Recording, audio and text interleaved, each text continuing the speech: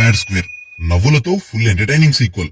మన డైరెక్టర్ కళ్యాణ్ శంకర్ మళ్ళీ అదరగొడేశాడు మ్యాడ్ స్క్వేర్ తో. ఈ సీక్వెల్ ఫస్ట్ పార్ట్ కి పర్ఫెక్ట్ ఫాలో అప్ లాగా ఉంది. ఫుల్ సిచ్యువేషనల్ డైలాగ్ కామెడీతో పిచ్చగా నవ్వించేస్తుందిగా. స్టోరీ అండ్ ఎగ్జిక్యూషన్ విషయానికి వస్తే, స్టోరీ ఫస్ట్ ఫిలిం లో ఉండే క్యారెక్టర్స్ ని మళ్ళీ ఇంట్రడ్యూస్ చేసి వాళ్ళ క్విర్కీనెస్ ని ఇంకా పెంచడంలో కళ్యాణ్ శంకర్ సక్సెస్ అయ్యాడు అనుకోవాలి. కామెడీ ఎలిమెంట్స్ ని ఇంకా ఎక్కువ చేయడంతో నెరేషన్ టైట్ గా ఉంది. అన్నెసెసరీ డైవర్షన్స్ లేకుండా ఫాస్ట్ ఫేస్ లో ఫన్ మూమెంట్స్ కంటిన్యూ అవుతాయి.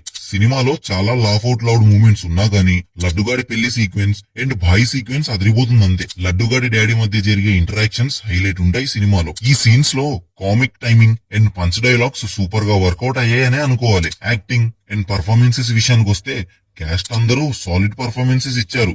వాళ్ళ క్యారెక్టర్స్ ని నేచురల్ గా పోర్ట్రే చేశారు.